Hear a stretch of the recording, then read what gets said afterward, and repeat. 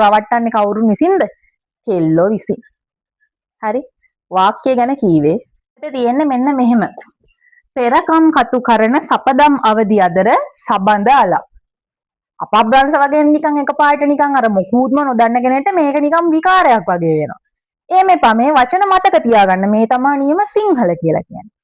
පෙරකම් කතු කරන සපදම් අවදි අතර සබඳ අලක්. මොකද්ද මේ පෙර කියන්නේ?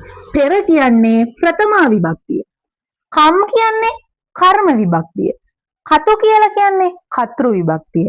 කරණ විභක්තිය. සපදම් සම්ප්‍රදාන විභක්තිය. අවදි විභක්තිය. අදර කියන්නේ ආධාර විභක්තිය. සබඳ කියන්නේ සම්බන්ධ විභක්තිය. අලප් කියන්නේ ආලපන විභක්තිය. දැන් ඔයාලට මම මෙතනදී කියලා දෙන්නේ සම්බන්ධ විභක්තිය යනු මෙන්න මේකය. ආලපන විභක්තිය යනු මෙන්න මේකය. ඒක නෙමෙයි මේ කියලා දෙන්න හදන්නේ. එහෙනම් මොකද්ද කියලා දෙන්න හදන්නේ? ඔයාලා දන්නවද ළමයි අපේ වාක්‍ය ගත්තාම වාක්‍ය තියෙනවා කතෘ ඉන්නවා ඊට පස්සේ කර්මය තියෙනවා ඊට පස්සේ ආඛ්‍යාතය තියෙනවනේ. දැන් මේ ඔයාලට කියලා දෙන්න හදන්නේ ආඛ්‍යාතයෙන් ප්‍රශ්න කරලා කොහොමද විභක්තිය අඳුරගන්නේ කියලා. පේපර් එකේ දෙන්නේ දීලා තියෙන වාක්‍ය තියෙන විභක්තිය හොයන්න හරි මේ විභක්තිය මොන එකට අයිති වෙනවද කියලා හොයන්න හරි එකම වර්ගයකට අයිති විභක්ති ටික මොනවද කියලා හොයන්න හරි තමයි ඔයාලට පේපර් එකේ දෙන්නේ. හරිද? එතකොට මෙතනදි මම ඔයාලට උගන්වන්න හදන්නේ ආඛ්‍යාතයෙන් ප්‍රශ්න කරලා කොහොමද විභක්තිය හොයාගන්නේ කියලා. මම ඒකට මෙන්න මේ පොයින්ට් එක පාවිච්චි කරනවා. ප්‍රශ්න ටිකක් දෙන්නම්කෝ ඔයාලට. කවුද කියන ප්‍රශ්නෙන් අපි අහමු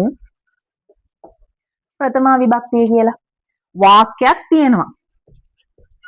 ගොවියා කුඹුරට යයි. දැන් මේකේ විභක්තිය හොයාගන්න ඕනේ. විභක්තිය හොයාගන්නේ කොහොමද? විභක්තිය හොයාගන්න නම් අපි මොකද කරන්නේ?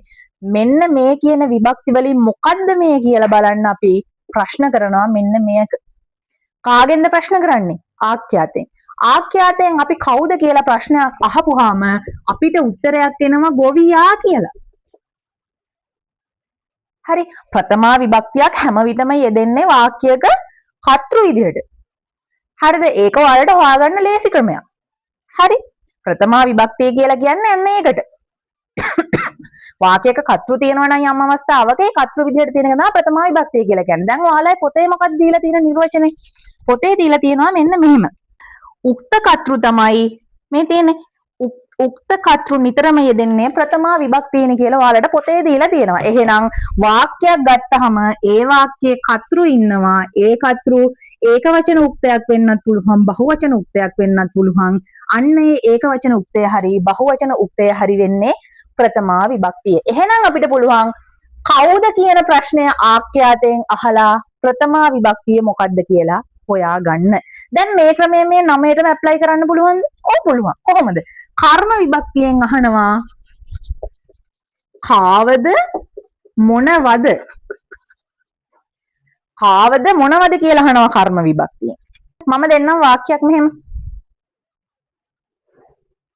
මේ ටික මම කරනවා.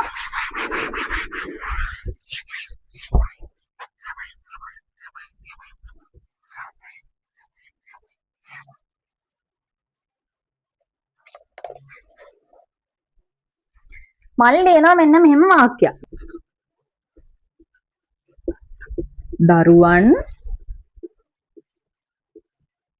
යහමග යවති. දැන් මේකේ ආඛ්‍යාතය මොකද්ද? යවති තමයි ආඛ්‍යාතය වෙන්නේ. හරි. මේකේ කතෘ කවුද? දෙමව්පියෝ. sorry දෙමව්පියෝ කතෘ තමයි මේක කතෘ. හරි. කවුද මේකේ කර්මය? දෙන්න ඉන්නවා කර්මය. දරුවන්. දැන් අපිට හොයන්න තියෙන්නේ කර්ම විභක්තිය. මේ කර්ම විභක්තියයි කර්මකාරක වාක්‍යයයි ඔයාලා පටල ගන්න එපා. හරිද? ඇයි මේ දෙක පටල ගන්න එපා කියලා කියන්නේ? කර්ම විභක්තිය අහන විදිහයි කර්මකාරක එන විදිහයි දෙකක්. කර්මකාරකයකදී හැම විටම විසින් නිපාතයක් එකතු වෙනවා. හැබැයි විසින් නිපාතය එකතු වෙලා විභක්තියක් හැදිලා තියෙනකොට ඒක මොන විභක්තියද කියලා ඔයාලට ඉස්සරහට කතා කරන්න තියෙනවා. හරි, ඒක නිසා මතක තියාගන්න කර්මකාරක වාක්‍යකුයි කර්ම විභක්තියකුයි කොයි වෙලාවකවත් පටල ගන්න එපා. හැම වෙලාවෙම දීලා තියෙන වාක්‍ය ඔයාට හිතෙනවා නම් මේකේ තියෙන්නේ කර්ම විභක්තියක් කියලා අහන්න ආඛ්‍යාතයෙන් ප්‍රශ්න දෙකක්. එක්කෝ අහන්න කාවද කියලා නැත්තම් අහන්න මොනවද කියලා. අපි අහමු. ආඛ්‍යාතයෙන් අහමු කාවද? කාවද යහමග යවන්නේ? දරුවන්. මොනවද යහමග යවන්නේ? මෙතන කෑම හරි මොනවා හරි තිබ්බොත් ඒක ගන්න පුළුවන්. කෑම නම් යහමග යවන්න බෑ. නමුත් අර අප්‍රාණවාචී දේවල් වලට මොනවද කියලා ගන්න පුළුවන්. ප්‍රාණවාචී දේවල් වලට කාවද කියලා ගන්න පුළුවන්. එහෙනම් ආඛ්‍යාතයෙන් ප්‍රශ්න කරන්න කාවද මොනවද? අන්න උත්තරේ එනවා කර්ම විභක්තියට. වාක්‍යයක කර්ම විභක්තිය අඳුරගන්නේ ඒ විදිහටයි. හරි. මම දැන් කීවා ප්‍රථම විභක්තිය අඳුරගන්න නම් කවුද කියන ප්‍රශ්නේ ආඛ්‍යාතයෙන් අහන්න. කර්ම විභක්තිය අඳුරගන්න නම් කාවද මොනවද කියන ප්‍රශ්න ආඛ්‍යාතයෙන් අහන්න. හරි. ඔන්න විභක්ති දෙකක් ඉවරයි. අපි යමු තුන්වෙනි එකට. ඒ තමයි කතෘ විභක්තිය. කතෘ. කතෘ විභක්තියේදී මම ඔයාලට වාක්‍යයක් ගන්නවා මෙන්න මෙහෙම. අර හැමදාම ගන්න වාක්‍යය. කෙල්ලන් විසින් කොල්ලෝ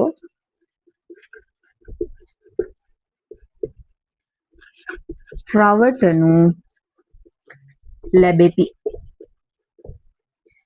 නැත්තම් රැවටෙති. ඔය මොකක් හරි කමන්නේ ගන්න පුළුවන්. හොඳේ. හරි. දැන් මේක බැලුව බැලමට මොකද්ද? බැලුව බැලමට ඔයාලට තේරෙනවා මේ තියෙන්නේ කර්මකාරක වාක්‍යයක්. හරි. මේක කර්මකාරක වාක්‍යයක් නම් අපි දන්නවා මේ ඉන්නේ අනුක්ත කර්තෘ. මේ ඉන්නේ උක්ත කර්මය. මේ තියෙන්නේ ආඛ්‍යාතය. හරි. දැන් මම මොකද්ද කියලා දීපු පොයින්ට් එක? මං කියලා දීපු පොයින්ට් එක තමයි ආඛ්‍යාතයෙන් හැම වෙලාවෙම ප්‍රශ්න කරන්න. එහෙනම් කතෘ විභක්තියක් හොයාගන්න දීලා තියෙන වාක්‍ය හැමතිස්සෙම කියන වාක්‍ය හැම වෙලාවකම මෙයා එක්ක ඉන්න ඕනේ. කර්මකාරක වාක්‍යයක විසින් නිපාතයත් එක්ක ඉන්න කර්තෘ හැම වෙලාවෙම කතෘ විභක්ති ගන්නවා. ඒක තමයි මතක තියාගන්න ඕනේ පොයින්ට් එක. එහෙනම් මොකක්ද ආඛ්‍යාතයෙන් අහන්න ඕනේ ප්‍රශ්නේ? බය නැතුව ආඛ්‍යාතයෙන් අහන්න. කවුරුන් විසින්ද? කවුරුන් විසින්ද කියලා බය නැතුව ආඛ්‍යාතයෙන් ප්‍රශ්න කරන්න. ප්‍රශ්න කරාම ඔයාට උත්තරේ එනවා කෙල්ලන්. එහෙම නැත්තම් මේක හොයාගන්න තව ලේසි. හැම වෙලාවෙම කතෘ විභක්තියක කතෘ විභක්තිය තියෙන්නේ. ඒක කතෘ විභක්තියක් දීලා අපිට හොයාගන්න පුළුවන් වෙන්නේ දීලා තියෙන කර්මකාරක වාක්‍යයක්. ඒ කර්මකාරක වාක්‍යයේ විසින් නිපාතයට කලින් තියෙන්නේ කතෘ විභක්තියක්. හරි. එහෙම නැත්තම් ඔයාට හොයාගන්න පුළුවන්. ආඛ්‍යාතයේ තියෙනවා. ආඛ්‍යාතයෙන් අපි ප්‍රශ්නයක් අහනවා කවුරුන් විසින්ද කියලා. කවුරුන් විසින්ද කියලා ආඛ්‍යාතයෙන් ප්‍රශ්නයක් ආපුවාම අන්න උත්තරේ එනවා කෙල්ලන්. එහෙනම් කෙල්ලන් විසින් කොල්ලෝ රවටනු ලැබෙති. කෙල්ලන් විසින් කොල්ලෝ රැවටෙති. ඕන එකක්. ආඛ්‍යාතයෙන් අහනවා කවුරුන් විසින්ද කියලා. එහෙනම් කොල්ලෝ රවට්ටන්නේ කවුරුන් විසින්ද? කෙල්ලෝ විසින්. හරි. වාක්‍ය ගැන කීවේ